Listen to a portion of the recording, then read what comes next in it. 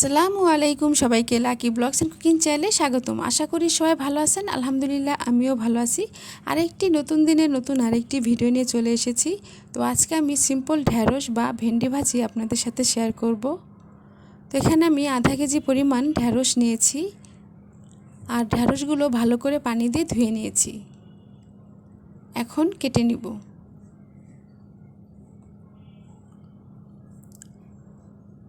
তো ঢ্যাঁড়সগুলো এভাবে বাঁকা করে একটু মোটা করে কেটে নিয়েছি। আপনারা আপনাদের পছন্দ অনুযায়ী কেটে নেবেন। এখন রান্নায় চলে যাব।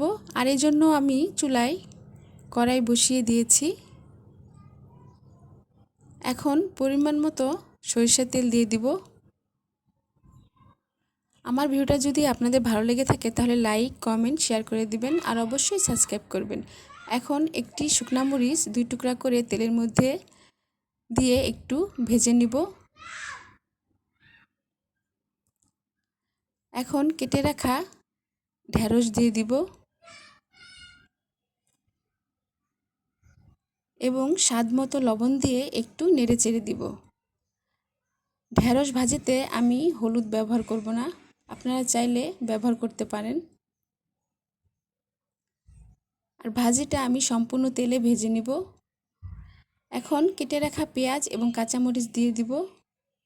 পেঁয়াজটাকে গোল গোল করে একটু মোটা করে কেটে নিয়েছি। ভাজির মধ্যে মোটা করে পেঁয়াজ দিলে খেতে ভালো লাগে।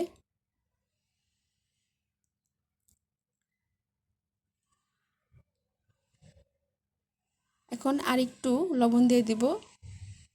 আর ভাজিটা আমি সম্পূর্ণ না ঢেকেই রান্না করেছি, এতে করে ঢ্যাঁড়সের যে সবুজ রং সেটা ঠিকঠাক থাকবে। বেশি ভাজা ভাজা করব না, নামিয়ে ফেলবো। অনেকে ভাজা ভাজা করে খেতে পছন্দ করে। তৈরি হয়ে গেল ঢ্যাঁড়স বা ভেন্ডি ভাজি। তো এই ঢ্যাঁড়স বা ভেন্ডি ভাজি গরম ভাতের সাথে খেতে অসাধারণ লাগে। পান্তা ভাতের সাথেও খেতে খুবই মজা।